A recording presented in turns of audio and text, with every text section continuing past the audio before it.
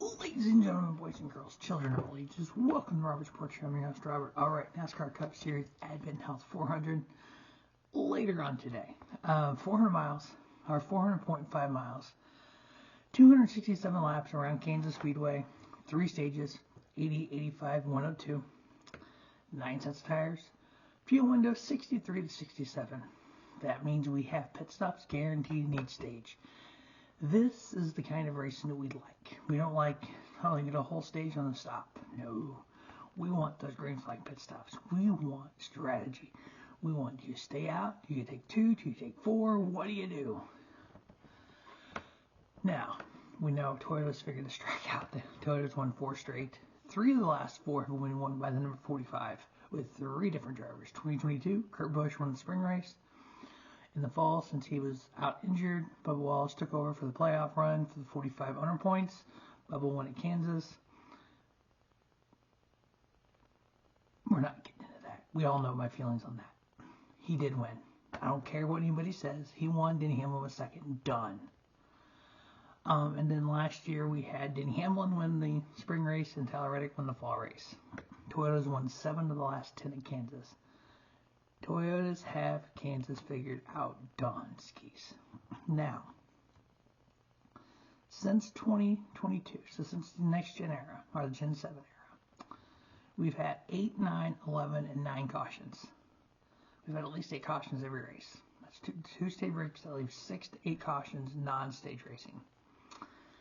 That's where the strategy comes in. Now, at the end of the race, we have seen one of the last 4 have had a caution within the last 33 laps. So we've had long green flags at the end. We also had last lap passes at the end. In both 2023 races, the 2 races last year at Kansas, both winners took the lead within the last 2 laps. One with 2 to go, one on the last. We know what happened on the last lap in spring. It's called pure racing. For all these people complaining about aero blocking, that Denny aero blocked Kyle Larson and he couldn't get to him, then how did Denny get to Kyle Larson at Kansas last year? I think at Dover, Denny just had the better car. Just saying, you know. He beat your favorite driver again and again and again. Yes, I became a Denny Hamlin fan because of Bristol. Later on today, we'll get my Denny Hamlin shirt on as I run some errands before the race, representing Denny Hamlin, just like I did last week. I wore that shirt on Sunday, and guess what? He won. So that's the new tradition, as long as that 11 cars in victory lane. Now, again, Toyota not only has dominated wins here, they've dominated top 10s. In the last 4 races, we've had at least 3 Toyotas in the top 10. Go back to last year, or 2022, we had 6 Toyotas, 4 Chevrolets. In the fall, we had 4 Toyota, 5 Chevrolet, and a Ford. Last year, we had 4 Toyotas, 5 Chevrolets, and a Ford in the spring race. In the fall race, we had 3 Toyotas, 5 Chevrolets, and 2 Fords. If you look at just Kansas races in the Gen 7 car, so in this car at Kansas, before we get to the stats, so we got some Larry McNuggets here. In the last 8 races, the winner at Kansas is qualified in the top 10. In the last 4 races, they've qualified 5th, 6th, 8th, and 5th. Only 3 winners have came in outside of the top 20 in Kansas history. In the 36 previous races, only 3 times has the winner came from outside the top 20. Of course, that was Brad Keselowski, Denny Hamlin, and Tony Stewart. 3 of the best that we've ever had. Only 6 times has the winner came from outside the top 15. So 30 of 36 winners have qualified inside the top 15. Doesn't mean qualified on the pole either. Only 7 times has the pole winner went on to win the Kansas race. The last time was in 2021 with Kyle Larson. So qualifying matters here, but you don't have to necessarily qualify on the pole, but you need to be in that top 10. Obviously, to get qualified in the top 10, gets you a better pit stall. It shows you have speed. It shows that you can run up front. Now, I didn't get a chance to watch qualifying, but I did review the results. And we get some mixed bag of top tier players here. You know, we think of Kansas Speedway, the first thing one of the drivers we think of, because he won the fall race in 22, was Bubba Wallace. Bubba qualified 23rd. Again, I haven't watched it, so I don't know if something happened, because he was third fastest in practice, so I'm not sure what's going on there. Tyler Reddick qualified 15th, so both 2311 cars are down a little bit. So if you look at like this stat here, 5th, 6th, 8th, and 5th. So 5th is Kyle Busch, 6th is Ty Gibbs, 8th is Michael McDowell.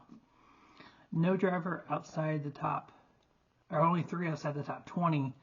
So if you look outside the top 20, if that stat pulls through, so if, again, we don't typically have people qualify out top 20 and win, that means Bubba Wallace, that means Ryan Blaney, Daniel Suarez, Brad Keselowski, Justin Haley's back there, which I mean typically always is, William Byron.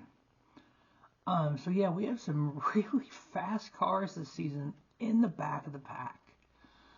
So that's going to be very intriguing to see how that turns out. Now on the pole is Christopher Bell. Ooh, so pole winners don't have a lot of success here either.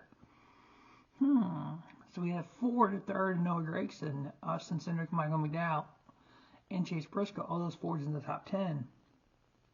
Ford hasn't won here in a while, so okay. So yeah, so many different variables coming in this race. Now let's get into the meat and potatoes of these stats. Kansas, 4 races with a Gen 7 car.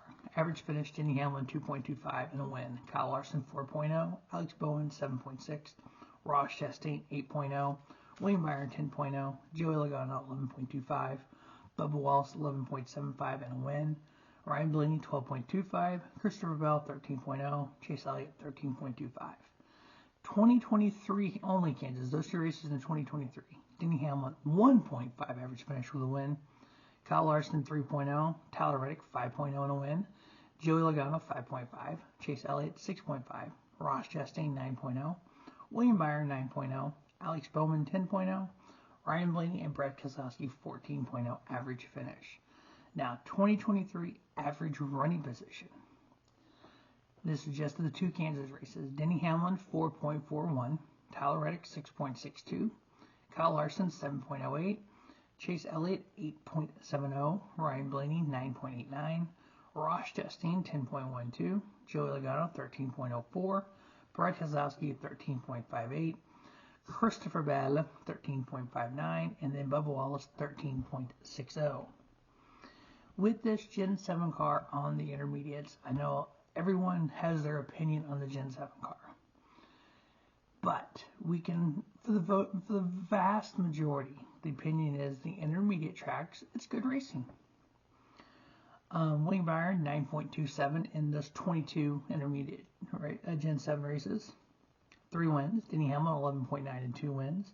Ross Chastain 12.04 and a win. Tyler Reddick 12.22 and 2 wins. Kyle Larson 12.27 and 4 wins. Joey Logano 12.77 and 2 wins. Christopher Bell 14.63 and a win. Bubba Wallace 14.66 and a win. Now, that includes that first year. We know that first year, and in any first year of a generation of car, we have unique situations. And I've kind of looked back on a couple of them. I'm going to kind of deep dive into that maybe more in the off season. But it's like that first year of any of the generations of cars, the main competitors aren't as solid as they used to be. If you go back to the beginning of the Gen 4 car, which was 1992, Dale Earnhardt, 12th in points. When did Dale Earnhardt ever finish 12th in points? Beginning of that generation of car. So I'm going to do some more deep dives in these other 6 generations and see if we can find cases like that where somebody the first year that they were dominated. That first year or 2 of that generation of car, they were down and then they came back up. I think 22 was kind of a unique year for this Gen 7 car. So let's look at the intermediate tracks for 2023, and then obviously the 2 this year with Vegas and Texas. 12 races. William Byron, 4.75 and 3 wins. Tyler Reddick, 10.05 and a win.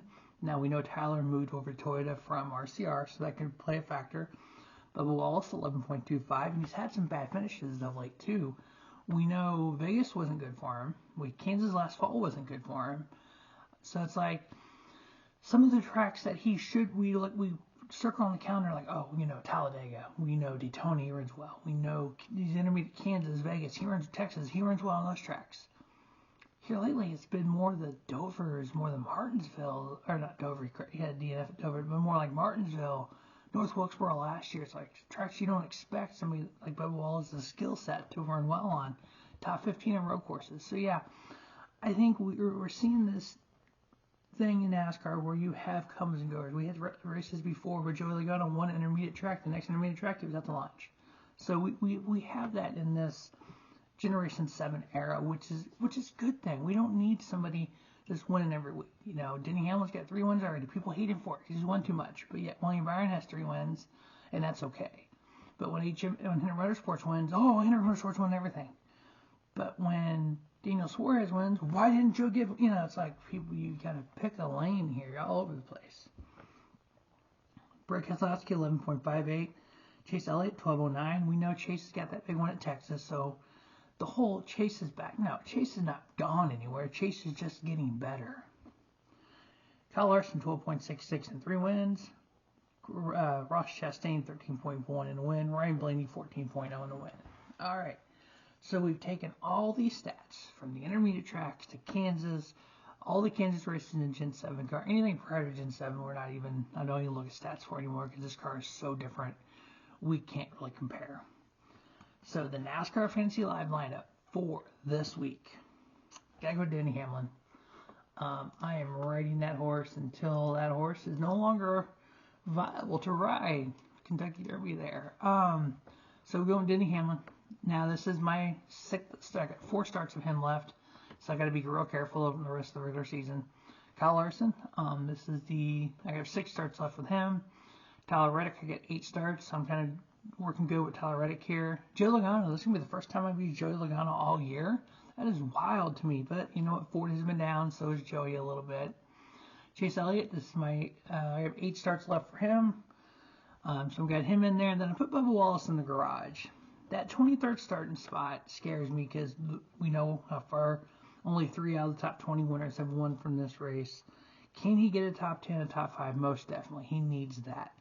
But I want to leave him in the garage and see what my other 5 do and kind of decide if I want to pull him out by the end of Stage 2. If you are new to NASCAR Fantasy Live, it is a free daily fantasy, I guess you would call it. So you join a league, like I am in multiple different leagues. I got 5, right? And 5 is the max. I got TMD NASCAR, which is, if you listen to the XM Satellite Radio, Morning Drive, Pete Pisoni, Mike Bagley, they're in it. Davey's in it. I think Sammy's in it as well. And some other people from XM Radio. And then I'm in NASCAR Fantasy Fastlane.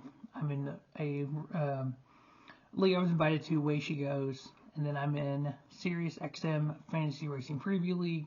So Pete has the Fantasy Racing Preview on Sundays before the race.